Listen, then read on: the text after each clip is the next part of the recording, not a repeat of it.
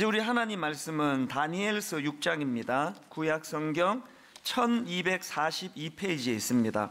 다니엘서 6장 1절부터 9절까지 말씀입니다. 1242페이지 다니엘서 6장 1절부터 9절까지 제가 먼저 읽습니다.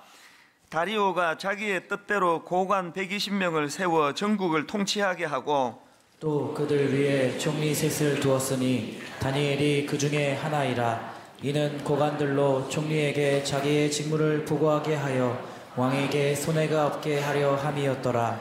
다니엘은 마음이 민첩하여 총리들과 고관들 위에 뛰어남으로 왕이 그를 세워 전국을 다스리게 하고자 한지라.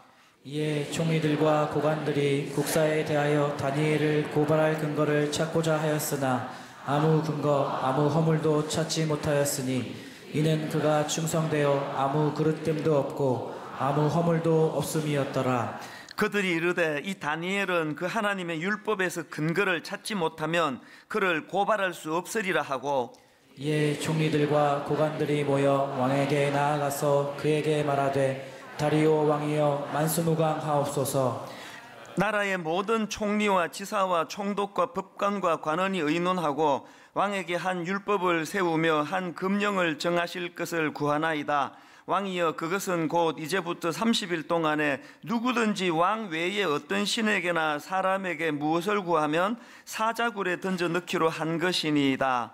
그런즉 왕이여 원하건대 금령을 세우시고 그 조서에 왕의 도장을 찍어 메대와 바사에 고치지 아니하는 규례를 따라 그것을 다시 고치지 못하게 하옵소서 하매 같이 읽습니다. 이에 다리오 왕이 조서에 왕의 도장을 찍어 금령을 내니라. 아멘. 오늘 본문에 보면 그 교만했던 벨사살 왕이 이제 살해당하고 또 바벨론 제국이 망합니다. 그리고는 이제 새로운 제국 페르시아가 등장하는데요. 그 새로운 제국 페르시아를 다스리는 다리오 왕이 이제 등장을 하는 것을 볼 수가 있습니다. 본문 바로 앞에 나오는 5장 30절 31절에 보니까 그날 밤에 갈대아 왕 벨사살이 죽임을 당하였고 메대 사람 다리오가 나라를 얻었는데 그때의 다리오는 62세였더라.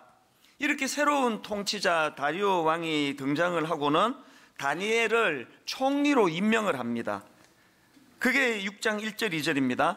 다리오가 자기의 뜻대로 고관 120명을 세워 전국을 통치하게 하고 또 그들 위에 총리 셋을 두었으니 다니엘이 그 중에 하나이라. 이렇게 세 명의 총리 중에 한 명으로 다니엘이 임명받는 영광을 누렸는데 이게 큰 문제를 일으킵니다. 뭐가 문제냐 하니까 3절입니다. 다니엘은 마음이 민첩하여 총리들과 고관들 위에 뛰어남으로 왕이 그를 세워 전국을 다스리게 하고자 한지라. 그 다른 총리들보다 고관들보다 그 뛰어난 게 뭐가 문제입니까? 그 다음 4절에 답이 나와 있습니다. 이에 총리들과 고관들이 국사에 대하여 다니엘을 고발할 근거를 찾고자 하였으나 또 5절에서도요. 그들이 이르되 이 다니엘은 그 하나님의 율법에서 근거를 찾지 못하면 그를 고발할 수 없으리라 하고 이 이에라는 접속사를 통해 가지고 다니엘이 누구보다도 탁월하고 뛰어난 것에 대하여 어떤 반응이 있습니까? 질투하고 어떻게든 깎아내리고 죽이려 하고 이게 인간 세상 아닙니까 이게? 그렇게 음모를 꾸며가지고는 7절 하반절입니다. 왕이여 그것은 곧 이제부터 30일 동안에 누구든지 왕 외에 어떤 신에게나 사람에게 무엇을 구하면 사자굴에 던져 넣기로 한 것이니이다. 어떻게 해서든 잡아서 조치를 취하려고 다 뒤지는데 그게 흠이 나오지를 않으니까 남의 그 신앙 행위를 가지고 이런 비열한 짓을 저지르고 있는 이 모습을 보면서 저는 그 송인규 교수가 쓴 세 마리 여우 길들이기 이 책이 참 인간의 내면을 잘 다루고 있는 것 같아요. 저자가 주장하는 게 뭐냐 하면 제목이 세 마리 여우 길들이기 아닙니까? 인간 내면에 있는 다스리기 힘든 세 마리 여우가 있다는 거예요. 인간 내면에 다스리기 힘든 세 마리 여우가 뭐냐? 야망, 질투, 경쟁심. 지금 송인규 교수님이 안 믿는 사람들을 대상으로 쓴 책이 아니에요. 이건 믿는 사람들을 대상으로 쓴 책입니다.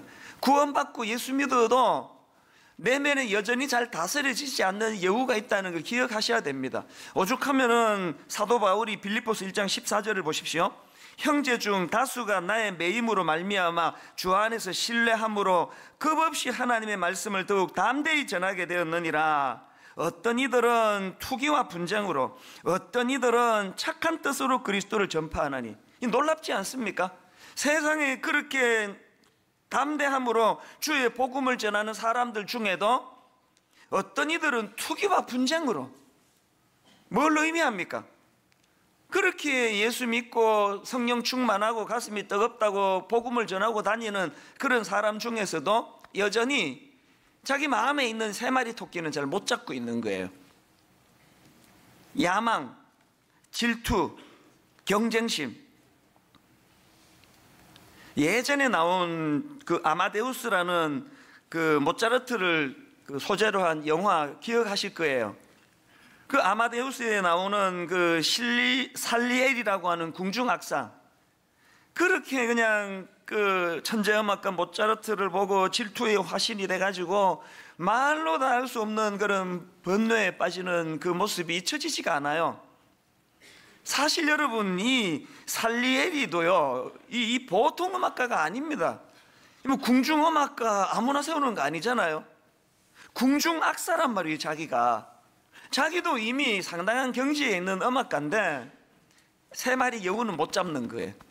그 자기보다도 탁월한 그 모차르트를 보고 견딜 수가 없어가지고 그냥 그 쇠약해져가는 그 모습이, 그게 우리 인간의 모습 아니겠습니까? 구약의 사울 왕도 마찬가지예요. 그 어린 다윗이 골리앗을 무찌르고 그러고 나서 이제 그냥 기분이 좋았는데 그 우연히 듣게 된 그 여인들의 그 노래 소리, 그 가사 보고 이렇게 확 그냥 맛이 가버린 사람이 사울왕 아니겠습니까? 사무엘상 18장 6절을 보십시오. 무리가 돌아올 때 곧 다윗이 블레셋 사람을 죽이고 돌아올 때에 여인들이 이스라엘 모든 성읍에서 나와서 노래하며 춤추며 소고와 경쇠를 가지고 왕 사울을 환영하는데 여인들이 뛰놀며 노래하여 이르되 사울이 죽인 자는 천천히요 다윗은 만만히로다 한지라. 하여튼 여기 나오는 이 여자들도 참 철딱선이에요. 그냥 다윗이 잘했다, 대단하다, 멋있다 그러면 되는 걸 왜 그것도 비교해가지고 왜 그 사울이 죽인 자는 천천히요 다윗은 만만히로다. 오늘 그 교회 안에 이 여인들이 많아요. 여기 이 남장한 여인도 많고 남자도 그 여인이고 여자도 그 여인인데요, 우리가 정말 지혜가 없어요. 그래서 모처럼 수요 예배 참석해가지고 은혜를 많이 받으면 꼭 이렇게 이야기를 하세요. 이야, 오늘 말씀 참 좋네. 지난주 목사보다 훨씬 좋다. 그렇게 해가지고 그냥 지난주 목사가 그 격분하게 만드는 일이 교회에서 맨날 일어나는 일 아닙니까? 우리는 너무나 약한 존재이기 때문에 계속 배려해줘야 돼요. 조금만 잘못하면은 사울처럼 그 속의 여우가 그 막 발악하는 이런 일이 일어나기 때문에요. 사실 이 사울도 참 보면 불쌍한 인생이에요. 18장 6절 말미에 보니까 지금 모든 사람들이 성읍에서 나와서 노래하고 춤추고 소고와 경쇠를 가지고 누구를 환영하느냐 보니까 왕 사울을 환영하는 상황이거든요. 다 지금 자기를 그렇게 환영하고 축복하는데 그 철없는 그 어린 여자들 그 노래하면서 놀면서 뭐 요즘으로 치면 우리 어린 아이들 그 고무줄 놀이 하면서 부르는 그런 노래 같았던 것 같아요. 그 사울이 죽인 자는 천천히요 다윗은 만만히로다. 이 한마디에 그냥 이성을 잃어가지고 8절을 한번 보세요. 사울이 그 말에 불쾌하여 심히 노하여 이르되 다윗에게는 만만을 돌리고 내게는 천천만 돌리니. 그 다음 보세요. 그가 더 얻을 것이 나라 말고 무엇이냐. 여러분 이거 아십니까? 내 안에 있는 그 못된 여우가 하는 가장 악한 짓은요, 나쁜 상상력을 하게 만드는 거예요. 지금 그 어린 여자애들 그 놀고 있는 그 노랫말을 가지고 저 다윗이 내 나라를 빼앗을지 모른다라고 상상하게 만드는 거, 이 얼토당토하는 공상력이 이게 여우가 하는 짓이에요. 여러분 중에 지금 이렇게 상상이 많은 분 계세요. 그 박 집사가 나 욕하고 있을 거야. 그래서 9절에 보니까요, 그날 후로 사울이 다윗을 주목하였더라. 아이고, 참 너무 안타깝습니다. 현대인의 성경으로 보니까 그날부터 사울은 계속 다윗을 무슨 눈으로 봅니까? 질투의 눈으로 바라보았다. 난 이 구절이 성경 전체에서 제일 무서운 구절 중에 하나예요. 제가 만약에 뭐 옥하는 목사님을 내가 질투하고 막 왜 옥 목사님은 설교를 저렇게 잘하시는 거야? 나는 왜 옥 목사님을 닮지 못했는 거야? 그러면서 막 그렇게 애쓴다면은 그거는 추한 게 아니에요. 스승을 닮고 싶어하는 그 본능이에요. 그러나 제가 뭐 어느 부목사님이 지난주 수요일날 설교했더니 성도님이 그냥 와, 이 목사님은 만만이로다, 이찬수 목사는 천천히로세, 그 이야기가 들려져 가지고 내가 그날부터 그 목사님을 주목하기 시작해 가지고 어떤 공적인 설교에도 안 세우고 저기 어디 뭐 제주도 이런 데 보내고 그러면은 이거 완전히 비참한 거 아닙니까? 제가 그런 일만큼은 진짜 막아야 되는 거 아닙니까? 그래서 저는 아침에 일어나가지고 뭐 이찬수 목사가 오늘도 막 그냥 놀라운 뭐 어마어마한 일을 하게 해달라는 기도 잘 안 하고요. 그저 하나님 오늘 식으로 말하면 내 안에 이 여우를 잘 다스릴 수 있게 해주시기 원합니다. 그 주목할 걸 주목해야지. 그래서 우리가 가지고 있는 한계가 뭡니까? 여러 번 말씀드린 거예요. 교역자들한테 종종 제가 강조하는 거, 민감할 때 민감하고 둔감할 때 둔감하자. 하여튼 우리는 이 죄성을 가지고 민감해야 되는 데는 둔하기 짝이 없고, 세상에 복음이 잘 전해지지 않고 한국 교회가 이렇게 수치를 당하는 이런 데는 마음이 둔해가지고 뭐 내 교회만 잘 되면 되지 뭐 내 그까지 신경 써야 되나? 그리고는 좀 둔해도 되는 데는 막 민감해가지고 막 누가 자기 뭐 천천히라 그러는지 막 사람 잡으러 다니고 나 만만이지 맞지 확인하고, 이게 지금 다 민감해야 되는데 둔감하고 둔감해야 되는데 민감한 거 아닙니까? 자, 한번 따라해 보시겠습니다. 저는 우리 부교역자들에게는 종종 부탁하는데 오늘 한번 따라해 보시면 좋겠습니다. 민감할 때 민감하고, 둔감할 때 둔감하자. 순수하게 제가 만든 거예요, 이건. 분당 우리 모든 성도님들이요, 주님 앞에서 좀 둔해도 되는 데는 좀 둔하고, 뭐 누가 나보다 칭찬 좀 더 들어도 그냥 뭐 허허 웃고 같이 좀 축복하고, 그런가 하면은 진짜 예민해야 되는 데는 정말 둔하지 않은 그런 하나님의 자녀들이 되시기를 바랍니다. 이런 면에서 저는 이 4절에 나오는 이에라는 접속사가 이게 참 중요하다고 생각하는데요. 3절부터 다시 한번 보십시오. 다니엘은 마음이 민첩하여 총리들과 고관들 위에 뛰어남으로 이에 총리들과 고관들이 국사에 대하여 다니엘과 의논하고 다니엘을 인정하고 다니엘에게서 많이 배우니라. 성경이 이렇게 기록됐더라면 얼마나 좋겠습니까만 죄성을 가진 인간 세상에 그런 일은 거의 일어나지 않습니다. 이에 총리들과 고관들이 국사에 대하여 다니엘을 고발할 근거를 찾고자 하였으나, 물이 위에서 아래로 흐르듯이요, 저나 여러분 누구나 예외 없이 내버려두면 여우들이 나보다 남 잘 되는 거를 참지를 못하는 그런 으르렁거리는 본성이 있기 때문에 저처럼 아침마다 기도하셔야 됩니다. 하나님, 오늘도 질투가 내 안에 꿈틀꿈틀하여서 그 남을 그렇게 모함하고 음해하는 이 본문에 나오는 그런 고관들이나 장로들과 총리들과 같은 그런 인생은 되지 않게 해주시기 원합니다. 오늘 이 본문이 이런 의미에서 참 의미가 있습니다. 왜냐하니까요, 우리 성도님들이 엿새 동안 세상에서 몸담고 있는 직장이 다 이런 분위기가 많은 거 아닙니까? 저는 우리 젊은 청년들이 종종 그 자기 직장 문제를 가지고 저한테 토로하면 참 마음이 안 됐어요. 그 아직 나이도 젊은데 예수 좀 잘 믿어보려고 하는데 직장이라고 들어가 보면은 얼마나 그런 부정이 많고 부패가 많고, 그리고 그거 올바르게 좀 잡아보겠다 그러면 세상에 그게 바로 고쳐지기는 그냥 왕따 당하고 막 얼마나 서로를 부추기고. 그래서 뭐 제대로 좀 예수 믿는 사람이 직장 생활을 하려면은요 마음에 갈등이 많아요. 그래서 내가 어떨 때는 참 미안해요. 저는 너무 이렇게 좋은 분들과 더불어 교회라는 울타리 안에 온실에만 있어가지고 성도들한테 하기야 뭐 저도 뭐 그렇게 뭐 수월하고 편한 삶은 아니긴 해요. 어쨌든 여러분, 이 세상에 너무나 오늘 본문과 같은 총리들과 고관들 같은 이런 그 세 마리 여우가 득실거리는 이런 정글 같은 세상을 살다가 보니까 우리가 다니엘에게서, 오늘 본문의 다니엘에게서 진짜 배워야 되는 게 뭐예요? 어떻게 하면은 이렇게 험하고 악한 세상을 다니엘처럼 멋지게 헤쳐나가며 물들지 않는 구별된 크리스찬으로 살 수 있을까? 이런 질문을 가지고 본문을 읽어보면은 진짜 우리가 다니엘에게 배워야 될 중요한 것들이 참 많이 나옵니다. 그 중에 참 중요한 게 하나 있는데 4절을 보시겠습니까? 이에 총리들과 고관들이 국사에 대하여 다니엘을 고발할 근거를 찾고자 하였으나 아무 근거, 아무 허물도 찾지 못하였으니 이는 그가 충성되어. 여러분, 여기 나오는 이 충성되어라는 이 표현이 정말 중요한 표현이에요. 그 우리말 성경에는 이게 그냥 간단하게 그냥 충성되어 이렇게 번역이 되어 있지만요, 이게 원어에 가깝게 번역하면 여기 나오는 충성되어라는 이 표현은요, 믿을 만한 사람이었기 때문에 이런 뜻이에요. 신뢰할 만한 사람이었기 때문에 이런 뜻입니다. 다니엘은 그 악한 세상 가운데서도 여러분 생각을 해보세요. 다리오 왕이 그렇게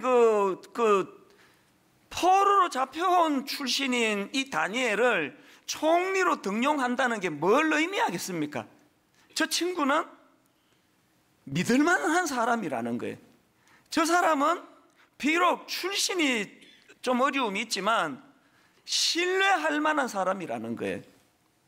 오늘 한국교회가 이 대목에서 정말 부끄러워해야 돼요.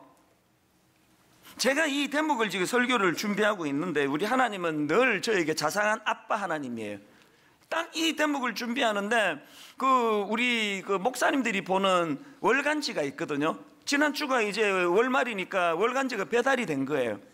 제가 이거를 생각없이 폈더니 놀랍게도 딱 이 내용을 지금 월간지에 기고가 되어 있는 겁니다. 여러분 잘 아시는 손봉호 교수님께서 글을 기고하셨는데요, 그분이 이제 뭐라고 서론에 썼냐 하니까 지금 한국 교회는 진짜 위기다. 지금 한국 교회는 일제 강점기 신사참배 문제로 갈등할 때보다 더 위기다. 그런 글을 썼더라고요. 그분 주장이 일제 강점기 때 신사참배 문제는 외부의 탄압의 문제지만 지금 우리 교회 현실은 안에서부터 지금 썩어 들어가고 있다. 그러면서 이제 몇 가지 설문조사를 쭉 설명을 했는데요, 제일 먼저 제시하는 게 뭐냐, 2017년도 3월 달에 기윤실에서 한 1000명을 대상으로 설문조사를 했는데 나는 목회자를 불신한다, 또 나는 평신도를 불신한다, 이런 항목이었는데 내가 참 마음이 아팠던 게 뭔지 아십니까? 목회자를 불신한다 이렇게 대답한 사람이 50% 나왔고요, 평신도를 불신한다 48.8% 나왔습니다. 어떻게 된 게 성도들보다 목사를 더 불신한다는 거예요. 또 그 다음에 가톨릭, 불교, 개신교 이 종교에 대한 신뢰도를 조사했는데요, 나는 가톨릭을 신뢰한다 32.9%가 그렇게 응답을 했고요, 나는 불교를 신뢰한다 22.1%가 그렇게 응답했고요, 나는 개신교를 신뢰한다 18.9%입니다. 꼴찌예요. 그 다음에 목사로서 내 진짜 자존심 상하는, 이거 안 하려고 하다가 읽어드리기로 했는데요, 2015년 10월 달에 불교사회연구소가 19세 이상 일반 국민 1200명 불교 신자만을 상대로 한 거 아닙니다. 일반 국민들 1200명을 대상으로 성직자들에 대한 신뢰 조사를 했습니다. 그랬더니요, 나는 신부님을 신뢰한다 51.3%예요. 나는 스님을 신뢰한다 38.7%입니다.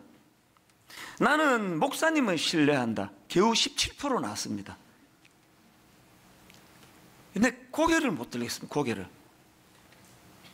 전에도 말씀드렸지만 우리는 부활을 지금 전도해야 되고 십자가를 전도해야 되는데 1+1이 3이라고 하는 것보다 더 믿기 어려운 게 부활 아닙니까? 너무너무 믿기 어려운 복음을 전해야 되기 때문에 그 전하는 사람이 무슨 말을 해도 저 사람이 말하면 진짜인지도 모른다라는 정직을 우리가 담보로 해야 되는데, 세상에 목사 신뢰한다 17%밖에 안 나오는 이 사회에서 어떻게 그렇게 믿겨지지 않는 복음이 전해지겠냐고요. 설문조사 목사들보다야 우리 평신도가 점수 더 잘 받았는데 그렇게 말하지 마세요. 0.2% 차이예요. 1.2%네. 참 축하드립니다. 무엇보다도 우리가 회복해야 되는 건요, 다니엘이 그렇게 인정받고 있던 저 사람은 믿을 만하다, 저 사람은 신뢰할 만하다, 이걸 회복하지 않고는 그 다음에 다른 어떤 것도 소용없습니다. 뭘로 이게 회복이 되겠냐고요. 여러분 그 직장에 가가지고 나 분당 우리 교회 다녀요 그랬더니 그러면 당신은 믿을 수 있겠네요. 이런 평가가 너무나 자연스러운 그런 사회가 될 때 그게 한국 교회가 부흥하고 있다, 그렇게 말하는 거 아닙니까? 사실 여러분, 제 주변에요, 이런 정직하고 진실하고 신뢰가 가는 목사님들이 사실 엄청 많습니다.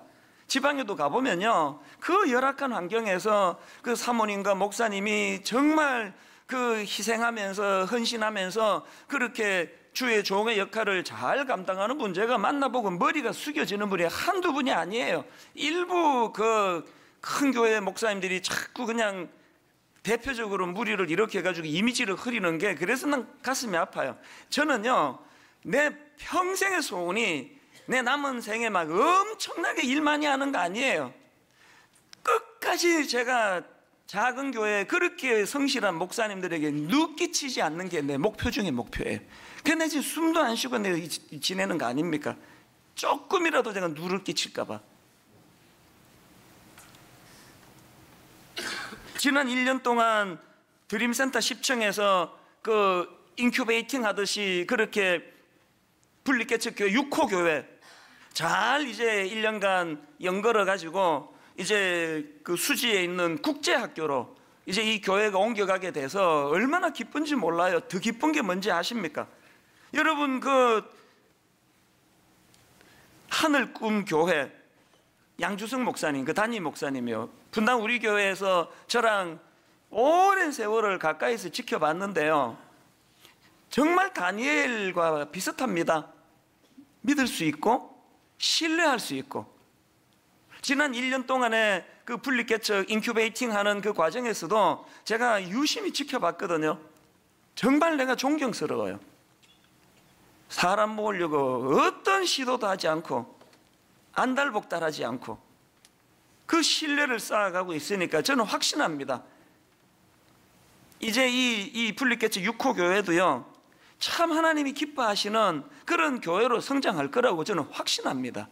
목사가 그냥 말재간이 좋아가지고 막 입에 막 그냥 막 모타를 다른 것처럼 어이구 저 사람 오늘 빠다먹고 왔나, 말을 왜 이렇게 잘하지? 암만 이렇게 말 잘한다는 소리를 잘 들어도 사람이 진실성이 없고 뭔 얘기하면은 이게 과장하는 건지 이게 잘 믿겨지지 않는 그런 목사가 어떻게 영적으로 훌륭하다 말할 수 있겠습니까? 저도 다시 한번 반성하면서 더 노력할 테니까요. 여러분, 우리가 해야 될 가장 큰 과업은요, 세상에 믿는 우리가 신뢰를 회복하는 거예요. 그래서 다니엘이 그렇게 쟁취했던 너무나 아름다운 모습, 그는 믿을 만한 사람이다, 그는 신뢰할 만한 사람이다, 이걸 얻어내는 그런 저와 여러분 되시기를 바랍니다. 그렇다면 이제 이런 질문이 나올 수 있죠. 다니엘이 그렇게 주변 사람들에게 신뢰를 받을 수 있었다면 비결이 뭐냐? 정답은요, 그가 갖춘 두 가지 균형 때문이에요. 첫 번째로 탁월한 실력을 가졌습니다. 3절을 보십시오. 다니엘은 마음이 민첩하여 총리들과 고관들 위에 뛰어남으로 세 번 여깁니다. 그런데 다니엘이 다른 정승들이나 지방 장관들보다 더 우수하였으므로 이 탁월한 실력이 첫 번째 균형이고 이것만 있으면 안 됩니다. 다니엘이 가졌던 두 번째 균형이 뭐냐? 그는 탁월한 실력만 가졌던 게 아니라 깨끗한 도덕성, 도덕적인 깨끗함도 가졌다는 거예요. 근데 부러운 게 뭔지 아십니까? 4절을 보십시오. 이에 총리들과 고관들이 국사에 대하여 다니엘을 고발할 근거를 찾고자 하였으나 아무 근거, 아무 허물도 찾지 못하였으니. 부러운 거 아닙니까? 적들이 자기를 잡으려고 막 이 잡듯 다 뒤지는데 뭐 부정한 것들이 뭐 나오지를 않아요. 여러분, 그 우리말에 예수 믿는 사람은 하면 안 되는 속담 하나 있습니다. 털어서 먼지 안 나는 사람 어디 있나? 그건요, 자기를 합리화시키는 아주 비겁한 이야기예요. 왜 털어서 먼지 안 나는 사람이 없습니까? 다니엘 보세요. 제가 조금 더 성숙해가지고 나 좀 보라고 그렇게 말하는 날이 빨리 오기를 바랍니다. 그렇게 나약한 속담에나 대내에는 그리스도인은 안 됩니다. 털어서 먼지는 사람이 있는지 없는지나 잘 모르지만 나는 적어도 하나님 앞에서 털어 먼지 안 나는 사람으로 살기를 원합니다. 그렇게 결단하면서 각오를 가지고 그렇게 달려가야 되는 거 아닙니까? 저는 오늘 본문의 다니엘의 모습을 보면서 십자가를 앞둔 예수 그리스도가 생각이 났습니다. 자, 마가복음 15장 9절을 한번 보세요. 빌라도가 대답하여 이르되 너희는 내가 유대인의 왕을 너희에게 놓아주기를 원하느냐 하니 이는 그가 대제사장들이 시기로 예수를 넘겨준 줄을 알미러라. 이게 지금 본문과 좀 비슷한 상황이네요. 인간의 못된 여우, 그 질투 시기로 예수님을 지금 몰고 가고 있는 상황인데요. 그 다음 13절 14절입니다. 그들이 다시 소리 지르되 그를 십자가에 못 박게 하소서. 빌라도가 이르되 어찌 믿냐? 무슨 악한 일을 하였느냐? 지금 다니엘과 같은 내용이에요. 빌라도가 보니까 이 정치적으로 시기심 때문에 예수님을 지금 넘겨준 것 같은데 어찌 믿냐? 무슨 악한 일을 하였느냐? 예수님에게서 아무런 허물을 찾을 수 없다는 이야기예요.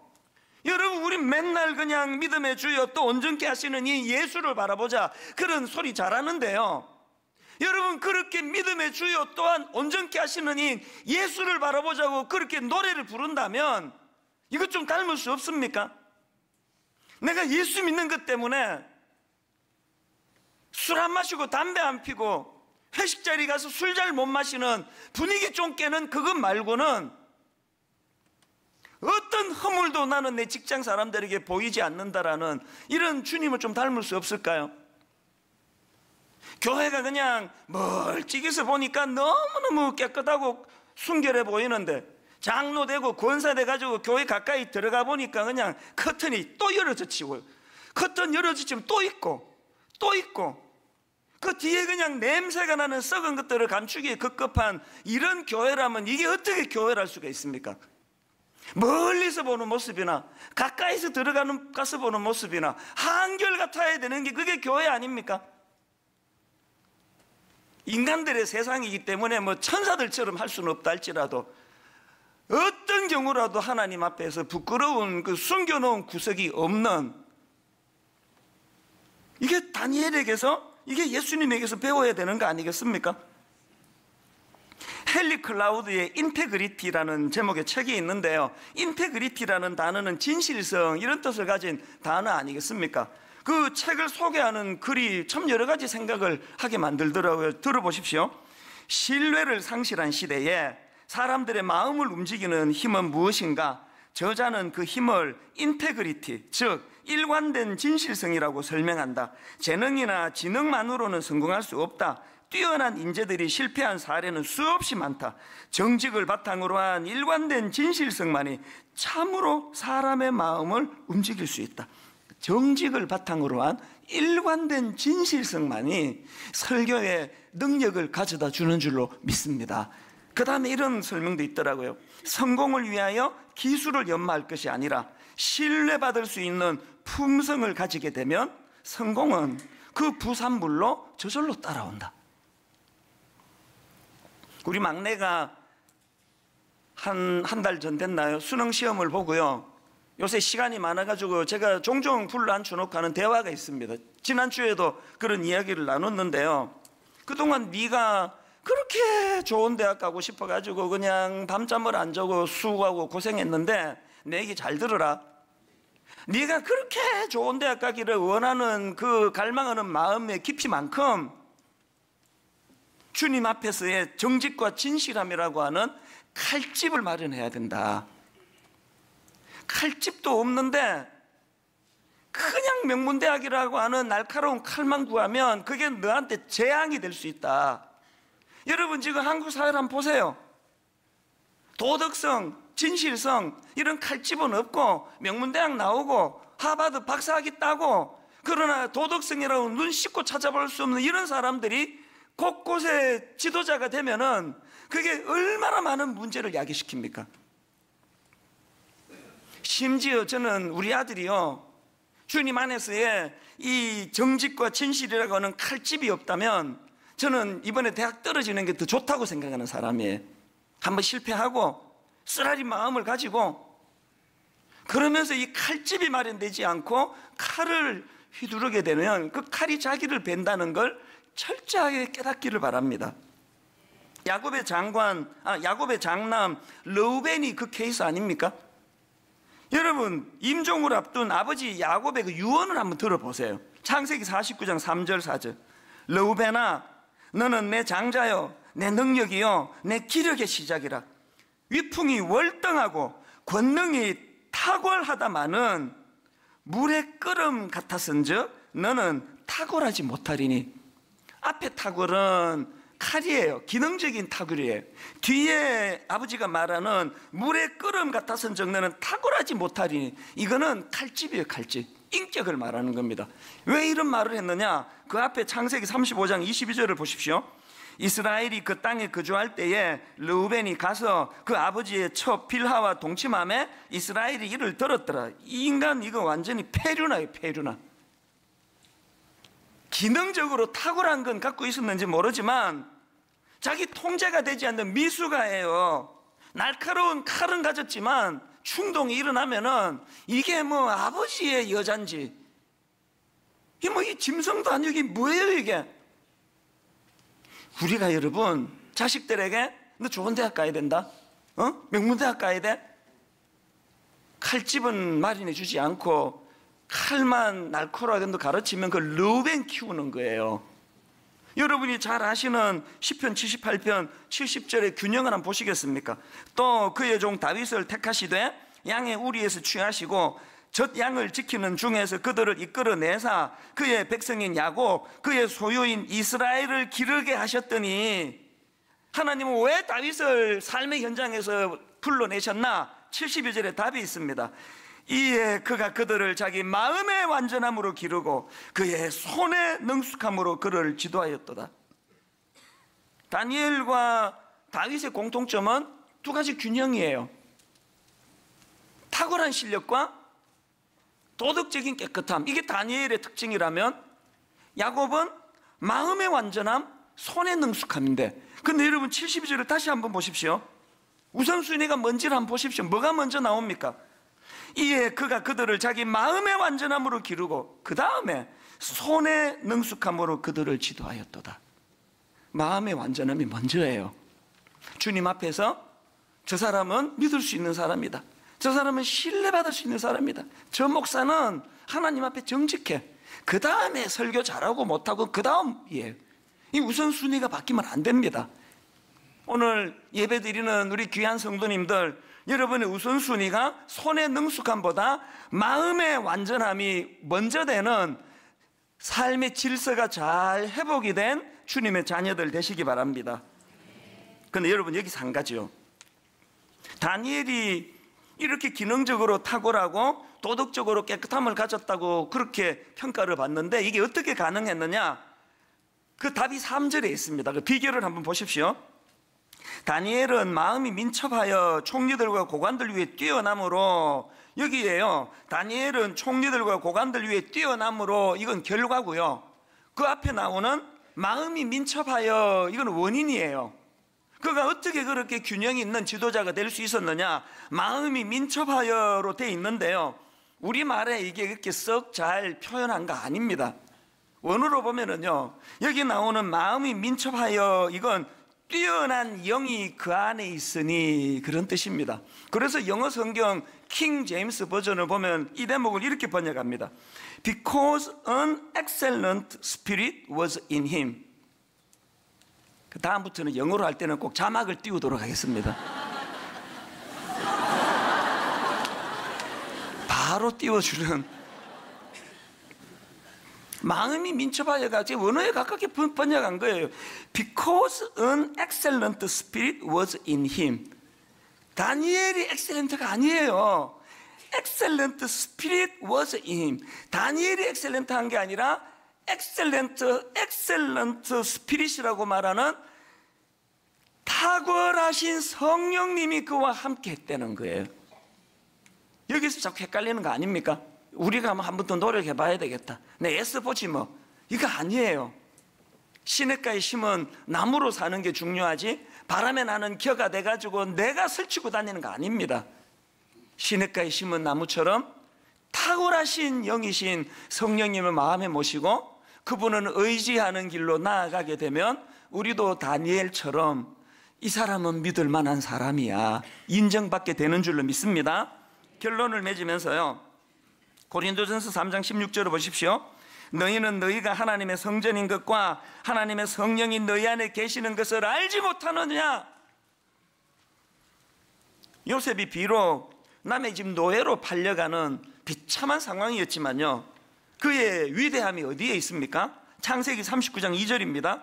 여호와께서 요셉과 함께 하심으로 그가 형통한 자가 되어 그의 주인 애굽 사람의 집에 있더니, 더 중요한 건 3절이에요.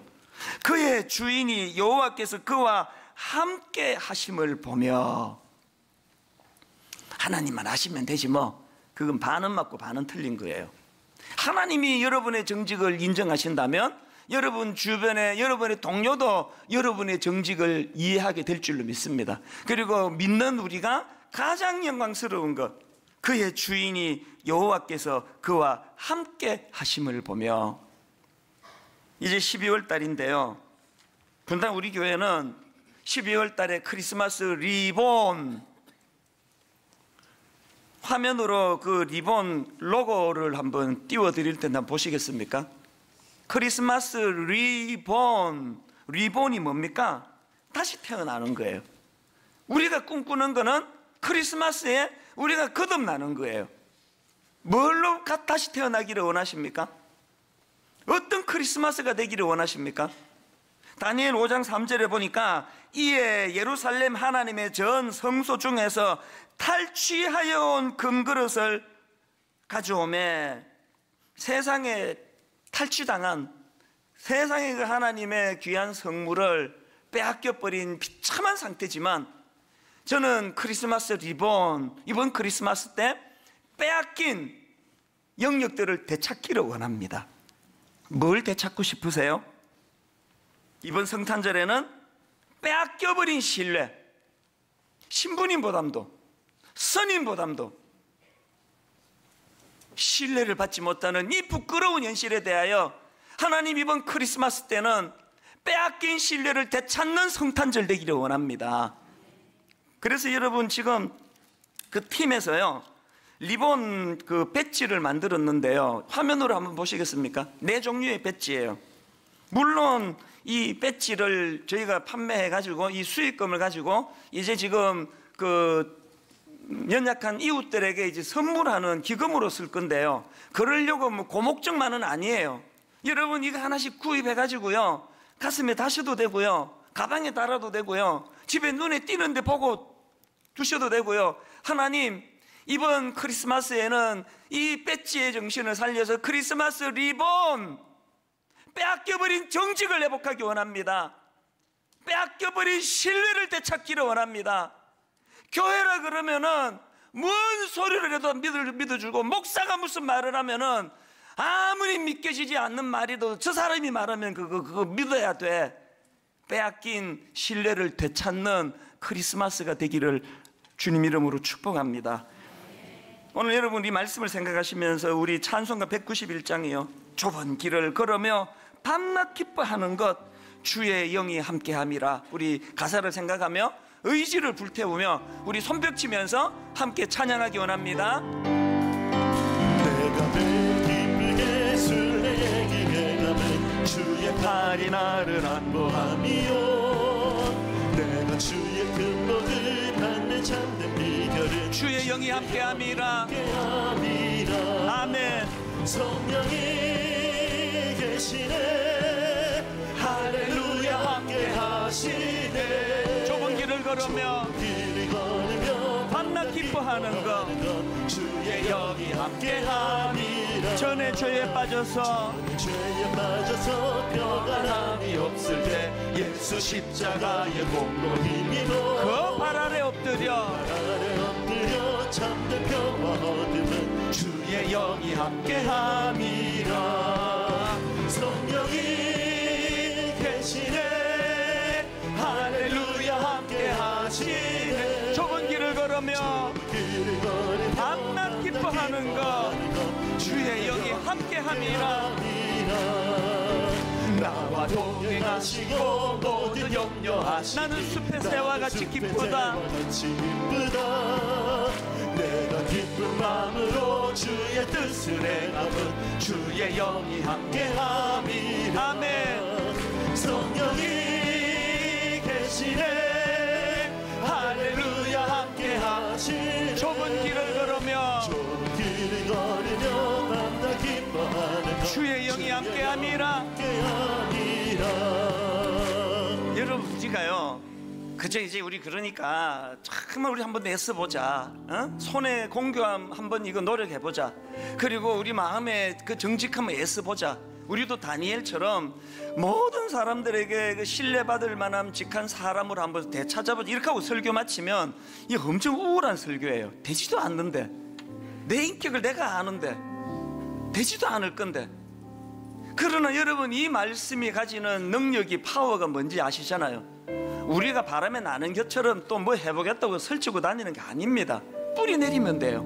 시냇가에 심은 나무처럼 내 안에 탁월한 영이신 성령님이 내 죄악으로 근심하지 아니하시고 그분이 일하실 수 있도록, 아버지 내 안에 뿌리를 내리고 성령님이 일하시도록, 이 후렴의 맨 끝에 가서 한번 띄워보십시오. 띄워주시겠습니까? 성령이 계시네, 할렐루야 함께 하시네.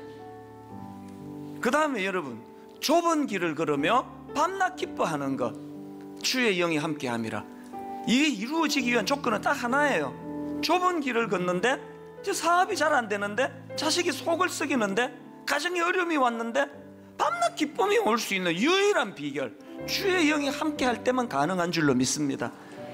3절 가사를 보니까요, 나와 동행하시고 모든 염려하시니 나는 숲의 새와 같이 기쁘다. 염려가 없는 게 아니네요.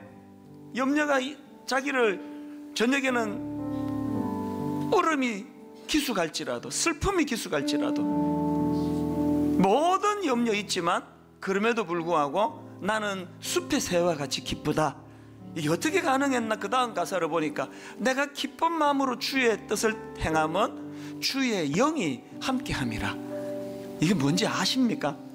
이번 크리스마스 시즌에 아버지 리본, 이번 성탄절날 성령님이 우리를 이 땅에 오신 예수 그리스도 십자가 앞으로 인도해 주시는 가이드가 되시는 줄 믿습니다. 우리 한 번 더 손뼉 치면서 더 기뻐하면서 우리 3절부터 다시 한번, 나와 동행하시고 모든 염려하시니 나와 동행하시고 모든 염려하시니 나는 숲의 새와 같이 기쁘다. 내가 기쁜 마음으로 주의 뜻을 행함은 주의 영이 함께함이라. 우리 다시 한번, 나와 동행하시고 모든 염려 나는 숲의 새와 같이 기쁘다. 내가 기쁜 마음으로 주의 뜻을 주의 영이 함께함이라. 성령이 계시네 할렐루야 함께하시네. 좁은 길을 걸으며 밤낮 기뻐하는 것 주의 영이 함께하니. 성령이 계시네, 성령이 계시네 할렐루야. 함께하시네. 좁은 길을 걸으며 밤낮 기뻐하는 것 주의 영이 세상 모든 욕망과 세상 세상 모든 욕망과 나의 모든 정욕은 십자가에 이미 못을 박았네. 어느 밤이 지나고 무거운 짐 벗으니 주의 영이 함께하니 내 안에 계시는 탁월한 영 성령이 계시네. 할렐루야. 좁은 길을 걸으며 만나 기뻐하는 것 주의 영이 함께하니 내 영혼의 햇빛 비치니 내 영혼의 햇빛 비치니 주 영광 찬란해. 이 세상 어떤 빛보다 세상 어떤 빛보다 이 빛 더 빛나네. 주의 영광 빛난 광채 내게 비춰주시옵소서.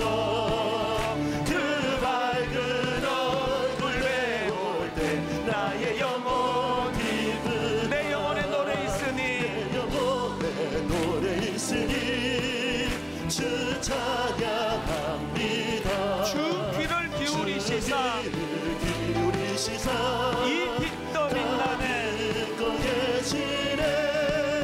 주의 영광 빛난 광채 내게 비춰주시옵소서. 그 밝은 얼굴 배울 때 우리 다 자리에서 일어나셔서 내 영혼의 봄날 되어서 봄날 되어서 주 함께 하실 때 그 평화 그 평화 내게 주 은혜 꽃피네. 주 은혜 꽃피네. 주의 영광 빛난 광채 내게 비춰주시옵소서. 그 밝은 얼굴 배울 때 나의 영혼 내 영혼에 희락이 있고 내 영혼에 희락이 있고 그 소망 넘치네. 주 예수 복을 주시고 예수 복을 주시고 또 내려주시네. 내려주시네. 주의 영광 빛난 광채 내게 비춰주시옵소서. 그 밝은 얼굴 배울 때 나의 영혼 기쁘다. 여러분, 어둠을 몰아내기 위해서 우리가 애쓸 거 하나도 없습니다.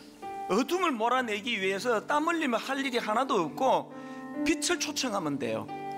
하나님, 어둠을 몰아내기 위하여 그동안 내가 애썼던 막 인공 조명 만들고 이게 얼마나 어리석은지를 깨달아 알게 되기 원합니다. 아버지, 내 안에 어둠을 몰아내기 위해서 할 일은 빛 대신 주님을 초청하는 거예요. 빛 대신 주님이 내 안에 계시고 탁월한 영 되시는 성령님이 내 안에 일하신다면 내 안에 어두움은 물러갈 줄로 믿습니다. 우리 한번 주먹에 힘을 주고 큰 소리로 합심하여 이번 12월 달은 크리스마스 리본 아버지 주님의 오심을 기다리는 한 해 한 달 되게 하여 주시옵소서. 다 같이 기도하시겠습니다. 살아계신 하나님 아버지, 주님의 은혜를 구합니다. 아버지, 나와 동행하시고 모든 역할을 하신 하나님, 빼앗긴 이 기쁨과 이 은혜가 우리 마음 가운데 회복되어지는 그런 한 달간이 되기 원합니다. 아버지 하나님과 동행하는 기쁨이 회복되게 해주시고 거룩이 회복되게 해주시옵시며 정직이 회복되게 해주시고 그리스도인 가운데 그 삶의 향기가 회복되어지는 은혜를 우리 가운데 허락하여 주시기 원합니다. 교회 다음에 회복되어지고 우리 등을 입고 회복되어지는 그런 은혜를 허락하시는 주님, 이 시간 주님의 은혜를 구하오니 성령의 능력으로 우리를 새롭게 하여 주시고 충만케 하여 주시옵소서. 그리스도의 은혜의 향기가 우리 가운데 나게 해주시고 우리의 가정 가운데 빼앗긴 주의 은혜가 충만하게 되어지는 은혜를 구할 수 있게 하시며 구해 주시고 넘치게 하시는 주의 은혜를 경험하는 그런 한 달이 되게 하여 주시옵소서. 우리를 위해 이 땅에 오신 하나님, 우리의 연약한 것을 친히 담당하신 주님, 주의 그 모든 것을 탁하오니 그 능력과 그 은혜를 우리 가운데 새롭게 하여 주시옵소서. 그는 시냇가에 심은 나무가 철을 따라 열매를 맺으며 그 잎사귀가 마르지 아니한 같으니 그가 하는 모든 일이 다 형통하리로다. 악인들은 그렇지 아니하며 오직 바람에 나는 겨와 같도다. 하나님, 지난 시절 되돌아보면 어떻게 내가 뭘 해보겠다고 바람에 나는 겨와 같이 향방 없이 열심으로 뛰어다니고 쫓아다녔는데 손에 잡히는 게 하나도 없고, 이게 바로 바람에 나는 겨가 가진 문제라고 한다면 하나님 우직하게 탁월한 영 대신 성령님을 의지하여 시냇가에 깊이 뿌리를 내리고 비바람이 몰려와도 흔들리지 아니하는 아버지 기초가 든든한, 그리고 하나님 내 안에 어두움을 몰아내려고 내가 애쓰고 노력하고 도덕과 인격으로 무장하지만 어둠은 물러가지지 않습니다. 어둠을 몰아내기 위해서 우리가 할 일이 아무것도 없습니다. 빛 대신 주님을 초청하는, 빛 대신 주님이 내 안의 어둠을 어떻게 몰아내는 능력이신가를 경험하고 맛보는 귀하고 아름다운 한 주간이 되게 하여 주시옵소서. 우리 주 예수 그리스도의 은혜와 하나님 아버지의 다함없는 사랑과 성령님의 감동, 감화, 위로교통 충만하심의 역사가 다니엘처럼 저 사람은 믿을만해, 저 사람은 신뢰할 만한 사람이야, 하나님과 사람들 앞에 이런 아름다운 평가를 받으며 살아가기로 은혜 구하며 예배하는 모든 주의 자녀들 머리 위에 지금부터 영원토록 함께 하시기를 간절히 축원하옵나이다. 아멘.